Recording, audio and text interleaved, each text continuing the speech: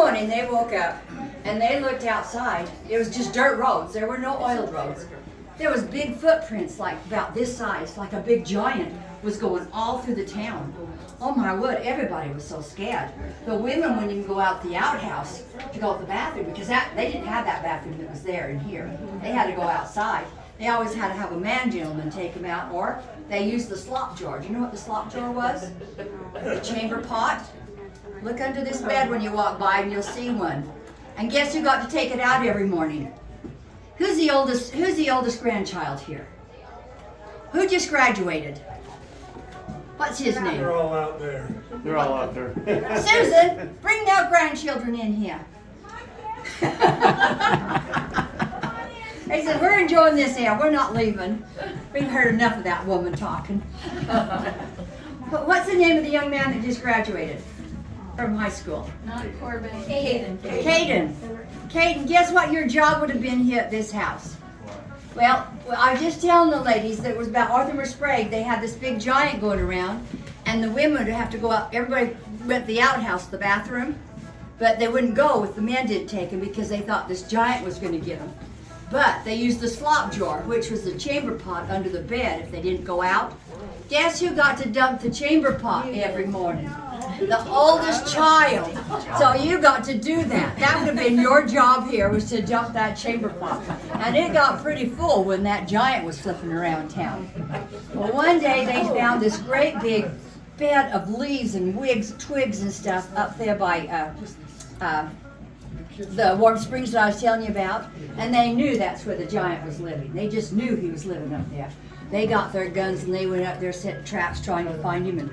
And Hans Peter Iverson, my great-great-grandfather, and Arthur Sprague, well, my great-great-grandmother come to Hans and says, you've got to tell these people what's going on. That they were playing this prank on them, that they were going around town with the shoes. Well, they almost got strung up by the neck, but they didn't.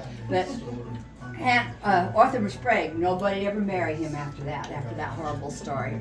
But that was a monster, and that's a true story, and it's kind of fun. If you notice this picture painting on the wall, that's by Eric Daddle. He did that of Washington, and it's got 65 stories, and a lot of the stories I'm telling you today are in that painting.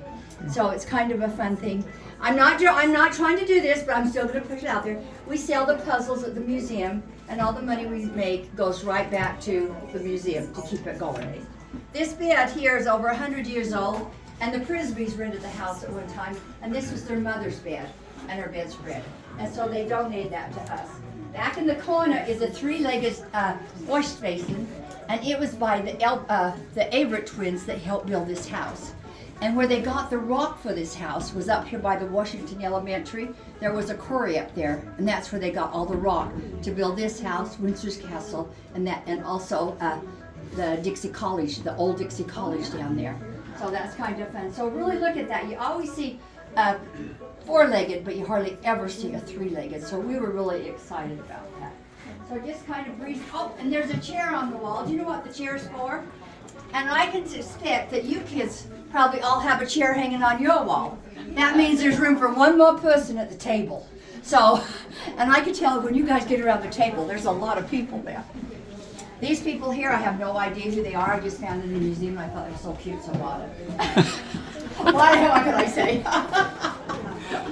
This room in here, we call it the blue room. You can just step in there and look. And the reason is we call it the blue room, we like to do the story. Oh gosh, I just keep losing people.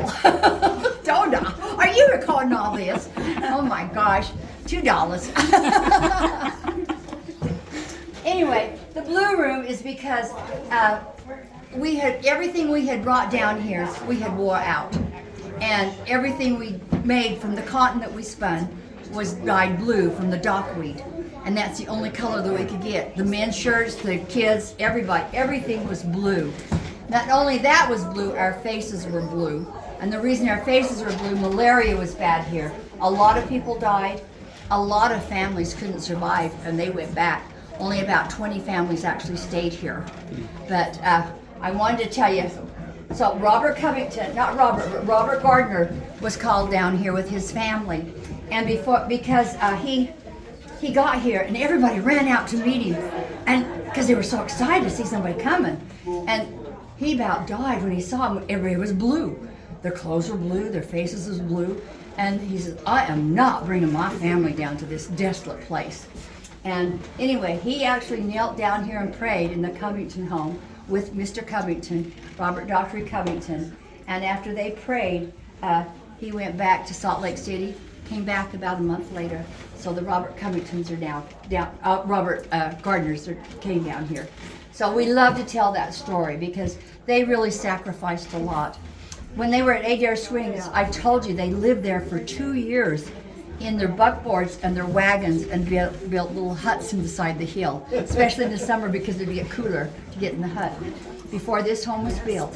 And this is the oldest standing home in Washington County. This was built in the 1900s. This little bathroom did not exist when the Covingtons lived here. Okay, I'm going to slip downstairs. Watch your feet. This is when it really gets dangerous, is going down. So hang on. Yeah, dude, warriors all day long. See, notice I walk sideways. So what are you, junior? Yeah, I'll be a junior. That's cool. Yeah. You live right by my really good friends, the Roberts. Oh yeah. Travis. Yeah, Travis.